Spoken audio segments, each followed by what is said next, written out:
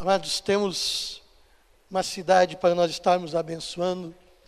Nós temos orado de uma forma, Senhor, toque essa cidade, mova nessa cidade. Amados, nosso desejo, nossa fé é que cada morador dessa cidade se converta ao Senhor Jesus. Você crê nisso? Creia nisso. E Deus quer usar a sua vida. Estamos orando, estamos buscando, Senhor, toque essa cidade. Toque essa cidade. Toque essa cidade.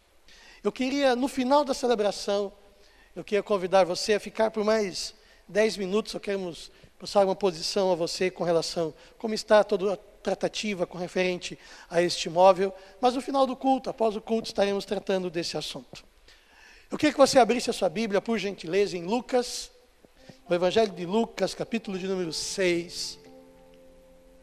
Na verdade, hoje eu não quero pregar, eu quero conversar com você acerca de alguns textos. Eu vou estar passando alguns textos conhecidos para a sua vida, mas textos que, se eu e você venhamos atentar bem para esses textos, perceber a clareza e a grandeza desses textos, com certeza a nossa vida vai ter um ganho de qualidade, um ganho de produtividade. Vamos ter na nossa vida, em todas as áreas, nós estaremos refletindo mais a presença de Deus, o favor de Deus, a graça de Deus sobre as nossas vidas. Você deseja isso?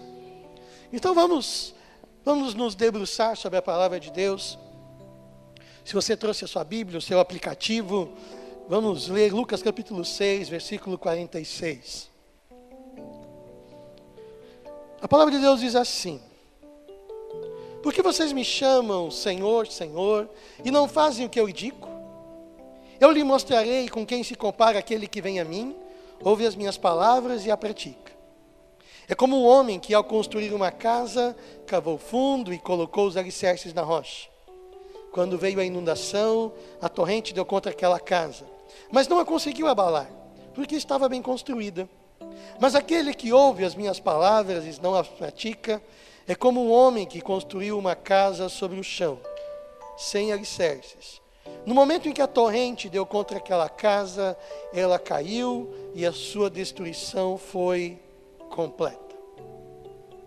Esse texto, ele nos traz uma revelação extraordinária, e cuja qual eu e você devemos ficar bem atentos. Esse texto diz o seguinte: a segurança da minha vida e da sua vida não está naquilo que eu faço, mas sobre quem eu edifico a minha vida. Não está sobre o que eu faço, mas sobre quem eu edifico a minha vida. Duas pessoas, elas podem fazer exatamente as mesmas coisas, a mesma casa, a mesma construção. Na hora que veio a torrente, na hora que veio a luta, na hora que veio o embate, na hora que veio o revés, o que manteve ela em pé não foi a sua construção, mas sim o seu fundamento. E eu e você temos que entender que o único fundamento justo é Jesus. Amados, a rocha é Jesus. Amém? Jesus é o único fundamento cuja qual eu e você podemos lançar toda a nossa vida e teremos em todas as coisas segurança. Você deseja segurança para a sua vida? Você deseja segurança sobre a sua vida? Meu Deus. Quantos desejam segurança sobre a sua vida? Você deseja? É Jesus. O único caminho seguro é Jesus. E o título da minha mensagem nessa noite é Jesus, tudo é Jesus. Diga assim: Jesus, tudo é Jesus. Tudo é Jesus. Todas as áreas da minha vida precisam estar alicerçadas sobre Jesus. Mas o problema do ser humano é que ele deseja edificar a sua vida na sua segurança. E a segurança, às vezes, está nas suas ações, na sua lógica, no seu raciocínio apurado, na sua sagacidade, esperteza, na sua experiência, na sua história, nos seus sentimentos, nas suas circunstâncias. Mas a única e verdadeira segurança é fazer aquilo que Jesus Cristo quer que eu e você venhamos a fazer. Não existe segurança fora de Jesus. E agora preste atenção em algo. Amados, a lógica do homem, ela não opera na lógica de Deus. E muitas vezes a história do homem, o seu querer, o seu agir, por mais que é lógico, ele não vai operar o querer de Deus. E por isso vai agir com insegurança. Uma pessoa não está segura. Por outras vezes, o homem, vivendo num momento de incerteza, de insegurança, mas se ele começa a operar dentro da vontade de Deus, é como se ele estivesse construindo um novo rio.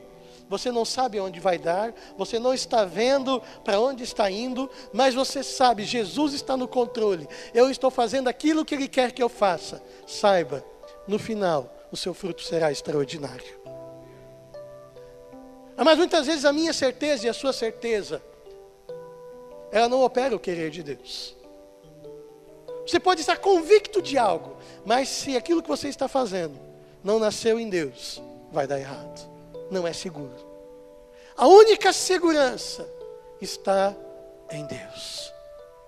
Há alguns dias uma pessoa procurou o Flávio conversar acerca de casamento. E disse: mas pastor, nós queremos a bênção de Deus sobre o nosso casamento. E o Flávio veio conversar comigo, ver o que vamos fazer. Eu disse: não, vamos fazer. Mas explique para elas que a bênção do casamento não está na bênção no dia da cerimônia, mas está sobre que eles edificam o casamento. Quais valores, quais alicerces você edifica no seu dia a dia o seu matrimônio. Ali está a segurança. Mas não existe segurança fora de Jesus. Mas a segurança da vida não está nas ações que pratico, mas naquele sobre o qual eu edifico a minha vida. Sobre o que? Qual base? Amados, de uma vida, toda a igreja, ela precisa estar edificada sobre Cristo. E sobre Cristo edificar a revelação do próprio Cristo. Eu quero que você abra comigo em Marcos 16. Você entende que Jesus é o fundamento? Amém? Marcos 16, versículo 15 diz o seguinte: e vocês? Perguntou ele. Aliás, desculpe, não é Marcos, é Mateus. Perdoa, Patrícia. Mateus 16, 15. E vocês? Perguntou ele. Quem vocês dizem que eu sou? Simão Pedro respondeu: Tu és Cristo, o Filho do Deus vivo. Disse-lhe Jesus: bem-aventurado és tu, Simão Barjonas, porque não foi carne e sangue que te revelou, mas meu Pai que estás no céu. Pois também eu te digo que tu és Pedro, e sobre esta pedra, e essa pedra, amados, não é Pedro, esta pedra é a revelação que Pedro diz: tu és Cristo. Esse é o fundamento, não é Pedro. Sobre esta pedra, a pedra que Jesus está falando é a pedra que chama Jesus o Cristo. E sobre esta pedra edificarei a minha igreja, e as portas do inferno, do Hades, não prevalecerão contra ela. A palavra no grego é tu és Petros, que é uma pequena pedra, e sobre esta Petra, a grande rocha, que é Jesus, eu vou edificar a minha igreja. Algo que você temos que entender muito claro: Jesus, Ele é o Cristo. Muitas vezes nós conhecemos Jesus, falamos sobre Jesus, mas nós não conhecemos acerca do Cristo. A função do Cristo é uma função. Cristo significa é o ungido de Deus, o Messias de Deus, a solução de Deus para o homem. Quando Pedro diz: tu és o Cristo, o Filho do Deus vivo, ele está dizendo: a única solução para a humanidade és tu.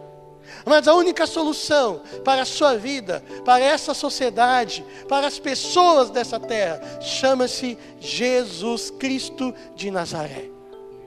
Jesus. Não existe outro lugar. Amado, não existe, a solução para o Brasil não é a educação, a solução para o Brasil não é uma economia pujante, a solução para o Brasil não é o fim da corrupção, a solução para o Brasil é Jesus Cristo. Ele é o Senhor. Sobre esta pedra, esta pedra eu devo edificar a minha vida. Você quer edificar a sua vida de uma forma segura? Jesus. Somente Jesus. Jesus. Ah, mas tem um pensador indiano, ele fala do amor, do amor, do amor, do amor, do amor. Ok. Mas não fala de Jesus? Está fora. A casa vai cair dele. É Jesus. Mas tem outra filosofia que fala isso, e fala isso, e fala aquilo, é tão bacana. Ok, parabéns para ele. Está envaziado em Jesus, o Cristo? Não, então está fora. Mas ela vê Jesus como um cara bacana, um profeta, até cita um outro versículo, mas tem os outros livros que ela usa, está fora. O único fundamento seguro para a sua vida, neste mundo, e mais, por toda a eternidade, é Jesus, o Cristo. Eu e você precisamos ter plena clareza disso. Jesus precisa ser a base da sua vida. E todas as coisas partirem através de Jesus. Isso precisa ser uma verdade, amados, na minha vida e na sua vida, intransponível. Uma verdade inegociável. Jesus. Porque somente Jesus dá a mim e a você segurança. Você deseja segurança na sua vida? Você deseja um casamento seguro? Você deseja relacionamentos seguros? É Jesus. Sabe por quê? Porque no momento da crise, e saiba, a crise virá. Jesus jamais prometeu que você não terá crises. A crise vem. A Bíblia fala em Efésios capítulo 6, que no dia mau, eu e você vamos ter um dia mau. Às vezes tem mais dia mau do que eu e você gostaríamos de ter. Mas ele vem. Mas no dia mau, se eu e você estivermos permanecendo em Jesus, você vai vencer. Você vai vencer. Sabe por quê? Porque Jesus garante isso. Amém. Algo que eu estava ensinando essa semana. Tivemos um culto na quinta-feira extraordinário, culto muito gostoso. E no momento da oração, estávamos terminando. E no momento da oração, o Espírito Santo me inspirou a orar uma frase. E essa frase mexeu muito comigo depois, ficou reverberando dentro de mim. Jesus, quando Ele decidiu vir a este mundo para me salvar, Ele não escolheu o caminho mais fácil. Ele escolheu o caminho mais difícil. Porque era aquilo que precisava ser feito.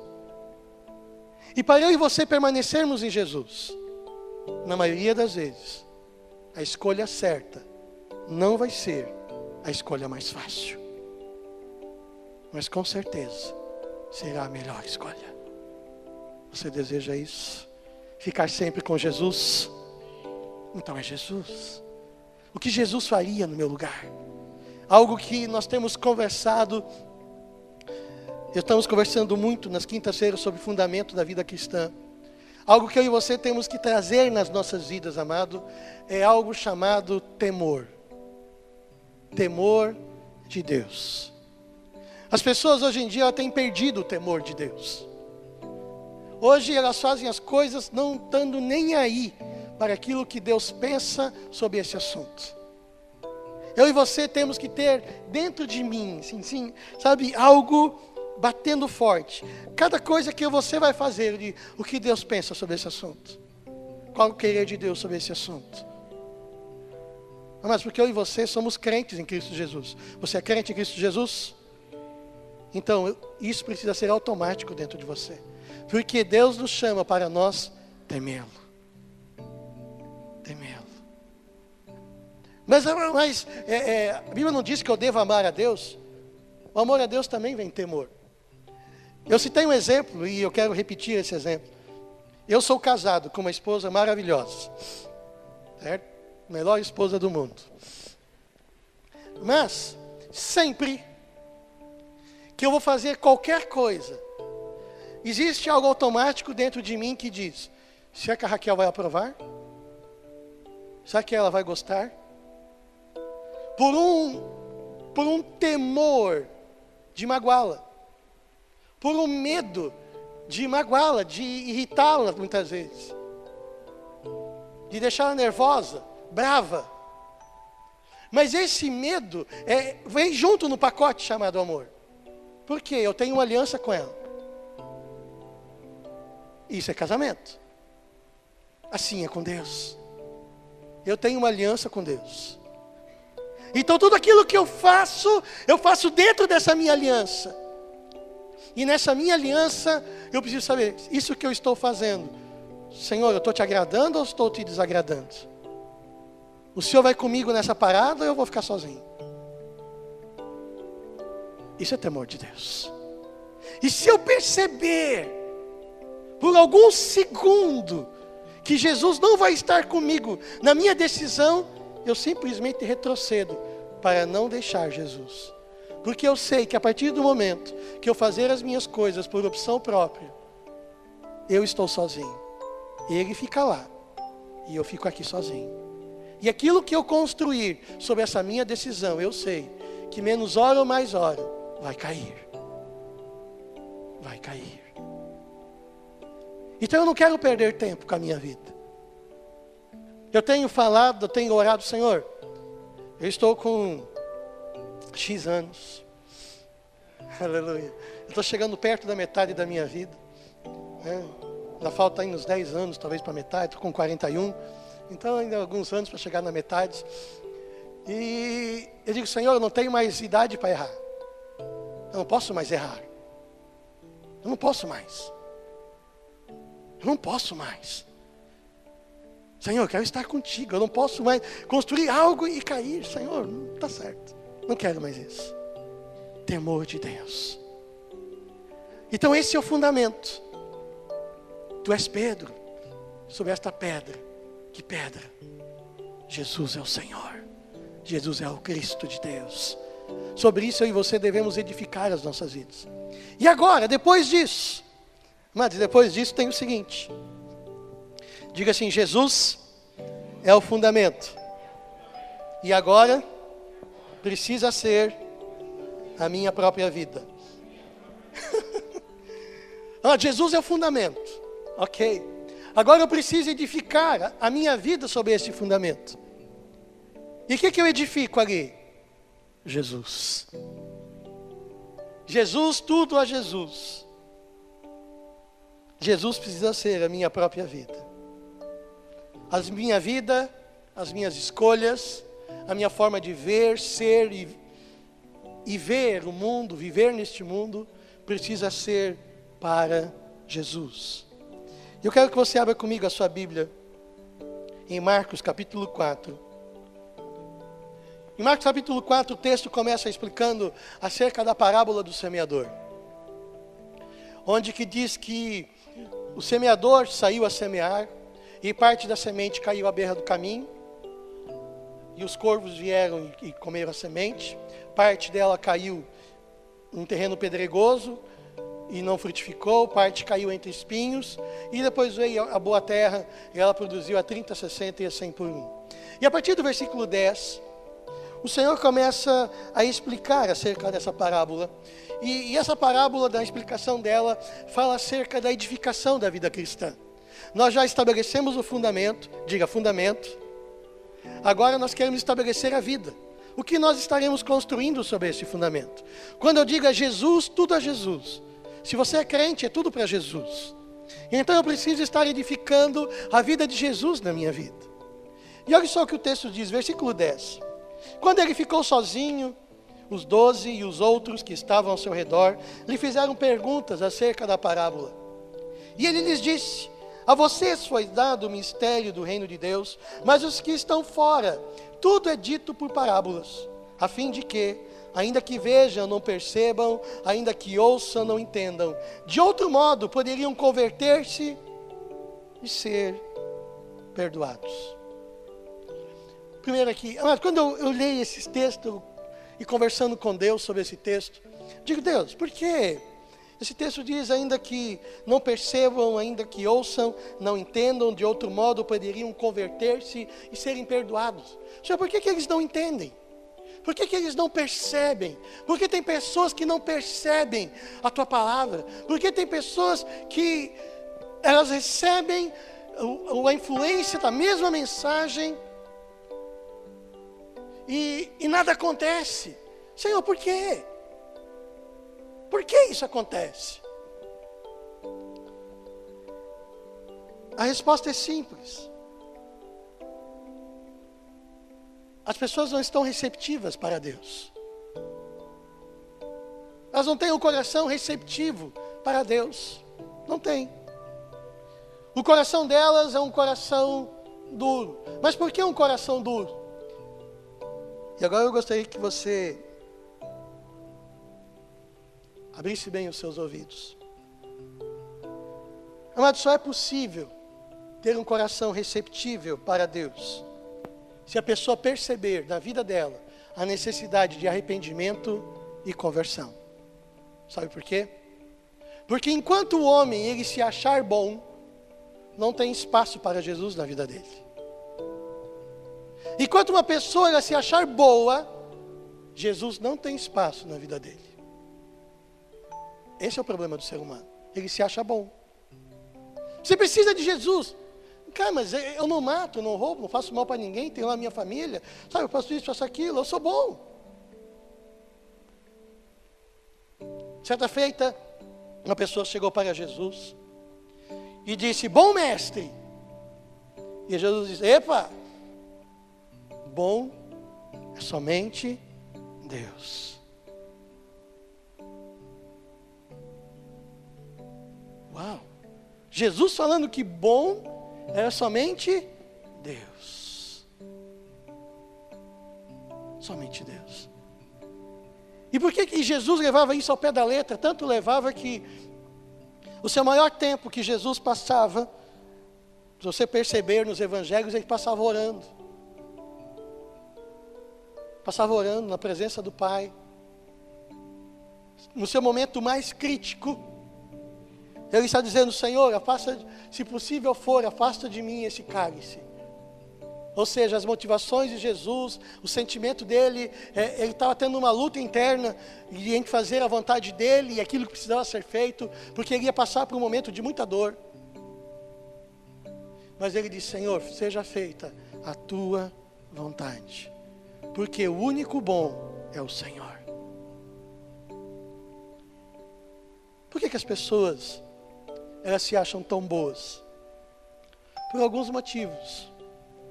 Um delas, amados, é a falta de temor de Deus. E um dos problemas da falta de temor de Deus é que o povo de Deus deixou de chamar pecado de pecado. Começou a chamar pecado de dificuldade. Começou a chamar pecado de problema. Pecado é pecado. Pecado tem que ser tratado como pecado, porque se não for tratado como pecado, vai levar a pessoa para o inferno.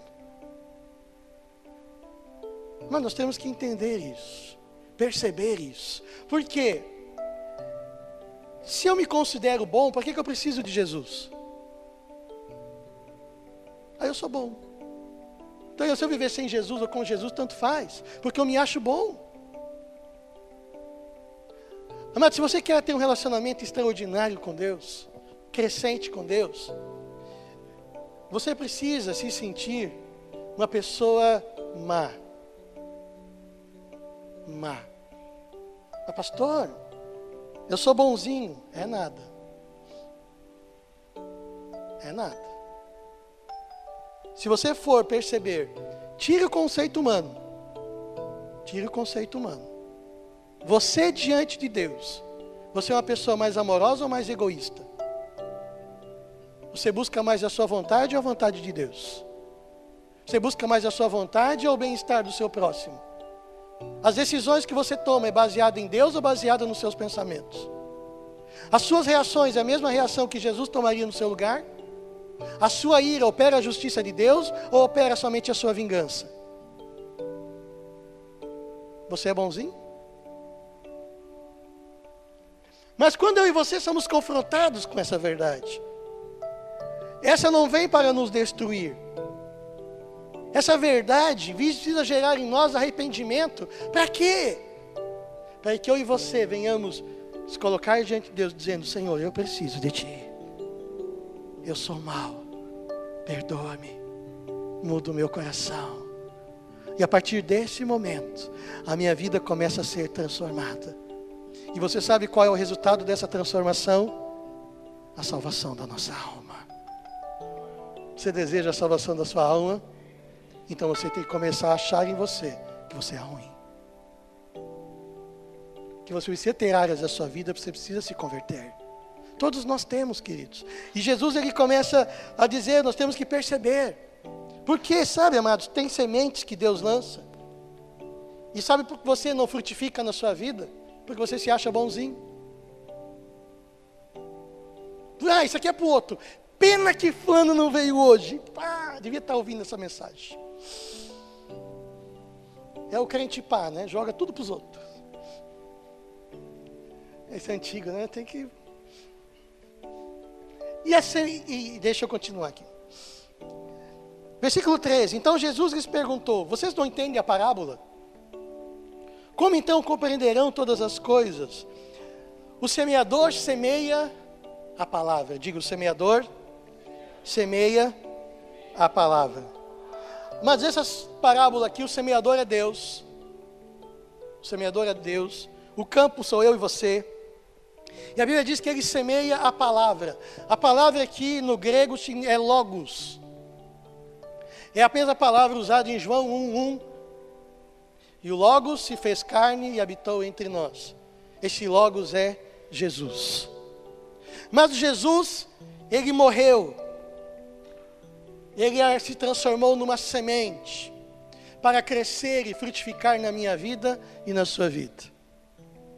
Jesus morreu para frutificar na minha vida e na sua vida. O que eu e você devemos cultivar na nossa vida?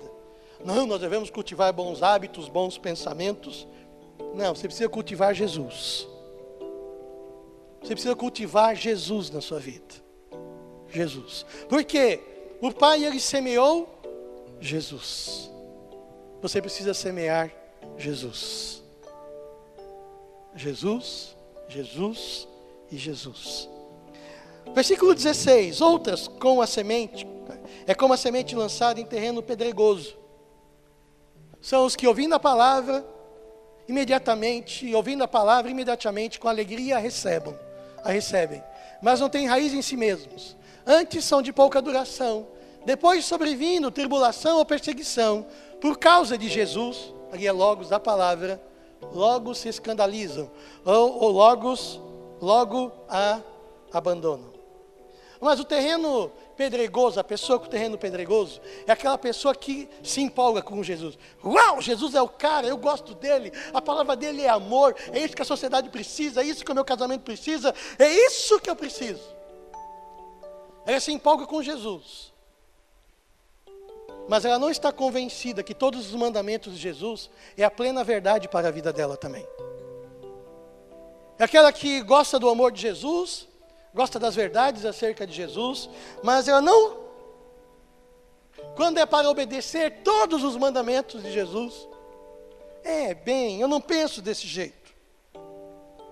Eu tenho outro pensamento com relação a isso.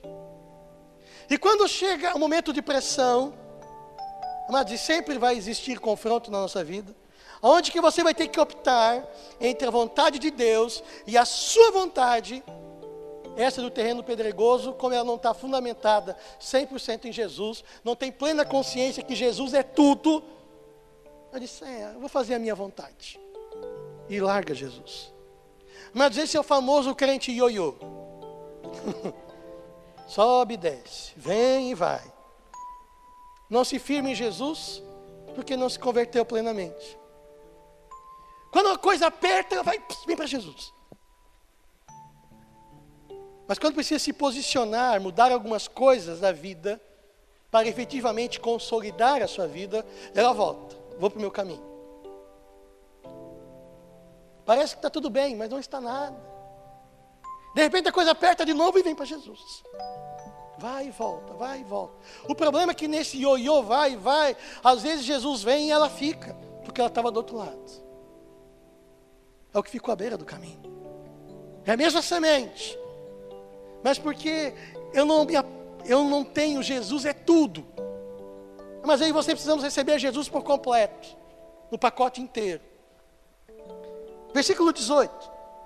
Outros ainda, é como a semente, semeados entre os espinhos. Estes são os que ouvem a palavra, mas o cuidado do mundo, a sedução das riquezas e a cobiça de outras coisas, entretanto, sufocam a palavra, Jesus, e ela fica infrutífera. Esse é o crente empreendedor. Quer empreender a própria vida. Anda com Cristo naquilo que lhe é conveniente. Amados, pedra e barro não se misturam, casa vai cair. Tem jeito. Essa pessoa entre espinhos, mas ela ama Jesus. Ela serve a Jesus. Sabe? Ela quer Jesus. Mas as suas expectativas em Deus são somente para as coisas deste mundo. E por isso ela está presa nas coisas deste mundo. Quando chega num tempo de renúncia, ela naufraga na fé. E saiba de uma coisa, amados. Saiba que para todos que querem realmente seguir a Jesus, irá chegar o momento onde tomar a decisão de seguir a Jesus até o ponto que nada mais importe. Não importa se a família está bem ou não está. Não importa se tem dinheiro ou não tem dinheiro. Não importa status, não importa condição. Eu quero decidir Jesus e pronto. Olhando esse quadro, nós percebemos porque muitas pessoas, às vezes, ela entra, ela vai, ela entra de cabeça, mas começa a ter algum momento que ela precisa largar algumas coisas. E às vezes, amados, não é nem questões ilícitas, são questões lícitas, mas precisam tomar o seu lugar efetivo da vida. E parece que a pessoa vai e ela fica sempre no mesmo nível espiritual. Você já percebeu que tem pessoas às vezes não crescem, parece que tem um teto sobre a vida dela e ela não consegue avançar na sua vida espiritual. Com certeza tem áreas da vida dela que ela precisa renunciar. E às vezes a renúncia, amados, não é nem abrir mão. É abrir mão, em primeiro lugar, mas depois você recebe de volta. Tinha um homem na palavra de Deus chamado Abraão, chamado pai da fé. Ele queria muito um filho. Muito um filho. Ele recebeu a promessa aos 75 anos que ele teria um filho. E por 25 anos ele esperou essa promessa. Por 25 anos ele esperou essa promessa. Se fosse nos dias modernos, ele já seria taxado como um crente sem fé. Você não creu, Deus deu a palavra, passou um ano, tua esposa não ficou grávida. Mas Deus está no controle de todas as coisas. Aos 100 anos, nasceu Isaac. E a Bíblia nos diz que Isaac, com 13 anos, Deus chega para Abraão e diz: Abraão, eu quero o seu filho, o seu único filho, Isaac. Eu quero que você sacrifique ele para mim. É tão tremendo esse texto, porque você não vê no texto Abraão negociando com Deus. Deus dá o lugar onde que ele devia sacrificar o seu filho. E a Bíblia nos diz que logo cedo, de madrugada, ou seja, ele prontamente obedeceu. Ele pegou Isaac, uma tocha com fogo, a lenha, e foi para o Monte Moriá. E ele sobe o monte, daí tinha levado os servos, e ele sabia que ele teria que sacrificar o seu filho. E é interessante que a Bíblia nos diz que Abraão diz o seguinte aos seus servos: eu e o moço subiremos, adoraremos ao Senhor e voltaremos. Ele usa o plural. Ele usa o plural, e voltaremos. Porque a Bíblia nos diz em Hebreus que ele cria que Deus poderia ressuscitá-lo. Mas ele não ia abrir mão de obedecer a Deus e fazer aquilo que precisava ser feito. E ele chega, monta o altar. E Isaac pergunta: pai, e o cordeiro? O Senhor providenciará para si o cordeiro. Isaac é uma outra história. Ele pega, amados, um guri em torno de 13 anos. Ele se deita sobre o altar. Seu pai pega o cutelo, a faca, e quando ele vai para dar o golpe fatal no seu filho, Deus chega e diz: não faça mal ao seu filho. E de repente vem o cordeiro. O Senhor só quer saber quem é o primeiro lugar da sua vida. O que é extraordinário é que toda a herança de Abraão foi para Isaac. Mas um lugar onde que você precisa das suas maiores renúncias é o lugar onde que Deus vai mais glorificar a vida dele na sua vida. Mas se você não está disposto a abrir mão para Deus, às vezes você vai ficar dando voltas e dando voltas, e não vai crescer. Às vezes você precisa abrir mão para receber de volta de Deus aquilo que Ele quer te dar. Você quer crescer em Deus? É Jesus, tudo a Jesus. Você não diz Jesus, tudo a Jesus, né? Tinha uma música que nós cantávamos antigamente. Jesus, tudo a Jesus, o que tenho e sou, e o que e o que vou ser, alguma coisa assim. Kiko lembra ali? Eu acho. Tá bom, Kiko. É do tempo dele, sim. Mas ele era menorzinho. Amados, tudo é de Jesus. Você quer edificar Jesus na sua vida, vai passar por renúncias. Mas chega um momento, e aí eu quero ir no último terreno. Outras pessoas são como a lançada em boa terra. Versículo 20. Outros, aqueles semeados em boa terra, são os que ouvem a palavra e a recebem, e dão fruto, a 30, 60 e a 100 por um. Aleluia. Você é a boa terra? Meu Deus. Aleluia. Mas a Bíblia diz 30, 60 e 100 por um. Mesmo a boa terra, há níveis de frutificação. Alguns ficam na primeira infância, os 30%. Outros crescem um pouco mais, avançam um pouco mais, chegam a 60%. Mas alguns chegam à maturidade, à plena estatura de Cristo, 100%. Quantos querem ser 100% Jesus? Amados, o 100% é o cumprimento do propósito de Deus com relação a Jesus Cristo na vida de cada ser humano.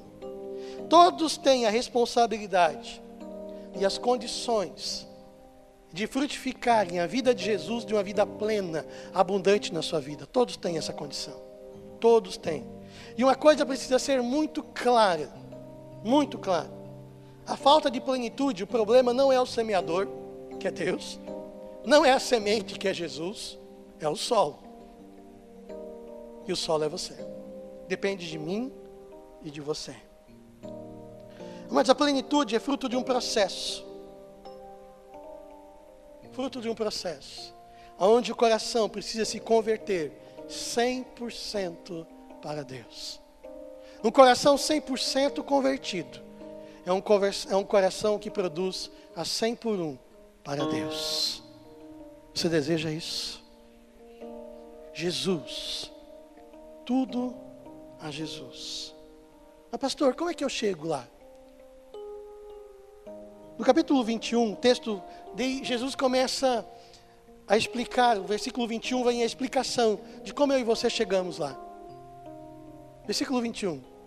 Disse-lhe mais: vem porventura a candeia para se meter debaixo do alqueire ou debaixo da cama? Não é antes para se colocar no velador? Deixa eu ler aqui na minha versão. Quem traz uma candeia, uma lamparina, para ser colocado debaixo de uma vasilha ou de uma cama, acaso não a coloca no lugar apropriado? Porque não há nada oculto, senão para ser revelado, e nada escondido, senão para ser trazido à luz. Versículo 23. Se alguém tem ouvidos para ouvir, ouçam. Considerem atentamente o que vocês estão ouvindo. Continuou ele. Com a medida com que medirem, vocês serão medidos. E ainda mais lhes acrescentarão.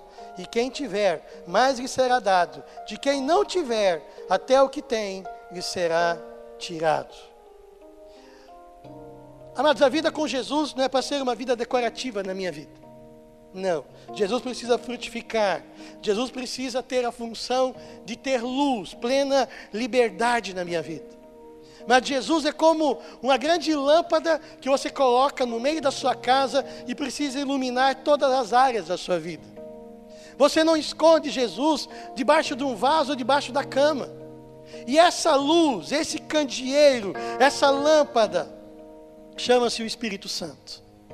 Mas o Espírito Santo foi revelado por Deus, foi enviado por Deus para trazer aquilo que está oculto nas nossas vidas e colocar luz, para que em mim e em você seja estabelecido, edificado a vida de Jesus. Mas o Espírito Santo tem somente uma função na minha vida e na sua vida: construir, edificar a vida de Cristo. Eu e você fomos criados por Deus para pensar como Deus, sentirmos como Deus, vermos como Deus. Isso é justo, isso é o querer de Deus, e esta é a obra do Espírito Santo. Então eu e você precisamos fazer o quê? Espírito Santo, vem brilhar mais na minha vida. Vem brilhar mais na minha vida. Vem brilhar mais na minha vida. Me mostra aquilo que está oculto em mim. Aquilo que está escondido. Mas porque na minha vida e na sua vida tem muitas caixas de Pandora, tem muitos lugares aí que estão escondidos coisas horríveis. E o que você precisa fazer para crescer em Deus? Expô-las.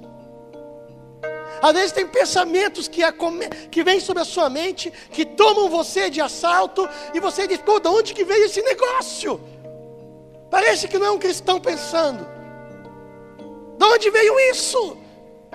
Veio de algum lugar do seu coração. E a função do Espírito Santo é revelar isso para você e levar você a tomar um posicionamento de arrependimento. Porque o texto diz que o Espírito Santo vem para convencer a mim e a você do pecado. Ou seja, mostrar o que é pecado, da justiça, mostrar para você o que é reto, qual é o querer de Deus em cada assunto, e do juízo, dizendo: se você andar dessa forma, você será aprovado por Deus. E Jesus, ele termina esse discurso, essa parábola, dizendo que considere atentamente o que vocês estão ouvindo. Com a medida com que medirem, vocês serão medidos, e ainda mais lhes acrescentarão. A quem tiver, mais lhe será dado. E quem não tiver, até o que tem lhe será tirado. A medida que eu e você seremos medidos por Deus, chama-se Jesus Cristo. Você será medido por Deus na medida chamada Jesus. Porque no fim de todas as coisas, o Pai só deseja uma coisa em mim e em você: a vida de Jesus. Só Jesus. Sabe o que Deus, no último dia, quando terminar todas as coisas, Deus Pai quer vir e colher da sua vida um fruto. Aquele fruto que foi semeado lá naquela rocha, lá em Jerusalém. Lá ele semeou Jesus. Para que a vida de Jesus venha nascer na minha vida e na sua vida. É isso que ele quer de mim, de você. A vida de Jesus. E essa é a função do Espírito Santo. Produzir na minha vida e na sua vida a vida de Jesus. Como isso, pastor? É um processo. E como se dá esse processo? Eu preciso me render a Ele. Mas o fundamento é Jesus. Ele é Jesus. E a minha vida precisa ser Jesus. Em tudo aquilo que eu sou, eu preciso expor a vida de Jesus na minha vida. No seu dia a dia, no seu trabalho, no relacionamento com a sua família, com os seus vizinhos. Aonde você está, é Jesus. É Jesus. Jesus. Tudo a Jesus. Jesus. Ele é o Rei da Glória. Ele é o autor da vida. E essa vida precisa crescer na nossa vida. Você já tem Jesus semeado na sua vida. Amém? Mas você tem estabelecido toda a sua vida nesse fundamento, Jesus. E você tem construído a sua vida a partir dos seus valores, dos seus princípios. Eu e você precisamos disso. Aí sim, eu e você teremos uma vida segura. Segurança está em Jesus. Em Jesus. Não está nas certezas deste mundo. Está em Jesus. E eu quero dizer para você de todo o meu coração: se apaixone por Jesus. Ame Ele intensamente. Mas pastor, parece tão distante isso, eu não consigo isso. Leia a Bíblia. Se você começar a ler os evangelhos, buscando conhecer Jesus aí no evangelho, quem Ele é, você vai se apaixonar por Ele. Quem você conhece que deu a vida por você? Quem você conhece que largou tudo para salvar você? Se apaixone por Jesus. Faça de Jesus a pessoa que você quer mais honrar na sua vida. Jesus. Tudo a Jesus. Se eu me levanto é para Jesus. Se eu trabalho é para Jesus. Se eu vou me alimentar é para Jesus. Se eu vou me deitar é para Jesus. Tudo é para Jesus. Porque Ele é o autor da minha vida. Porque se hoje eu estou vivo é por causa dEle. Se hoje eu existo é por causa dEle. Qual o grande problema do ser humano? Ele se acha bom. Enquanto eu me achar bom, Jesus não terá espaço na minha vida. Porque quando eu perceber, como diz o texto de Apocalipse, enquanto eu sou um miserável, pobre e nu, quando eu reconhecer que eu preciso dEle, ali Ele vem, ali eu sou transformado. É isso que eu e você precisamos, de Jesus. Jesus, tudo a Jesus. Jesus, tudo é Jesus.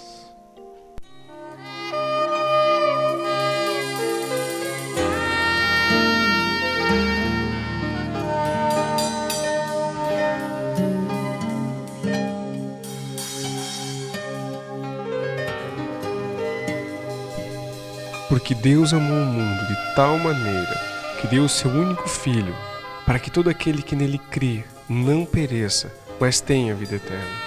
Evangelho de João, capítulo 3, versículo 16. Esta mensagem fala do amor de Deus. A Bíblia fala do amor de Deus. Esse texto que lemos fala do amor do Deus Criador pelo ser humano. Esse texto fala da dádiva de Deus a todo ser humano, que é Jesus Cristo. Esse texto fala sobre a vida eterna, fala sobre a necessidade de nos aliançarmos com Jesus, o Filho de Deus. E eu quero convidar você a fazer uma oração comigo, uma oração de entrega da sua vida a Jesus. Senhor Jesus, eu creio que Tu és o Filho de Deus e que vieste em carne para me salvar e que estás vivo à direita do Pai. Eu Te recebo como meu Salvador e o meu Senhor. Eu renuncio a Satanás e seus demônios, em nome de Jesus. Pai Celestial, muito obrigado pela salvação da minha alma.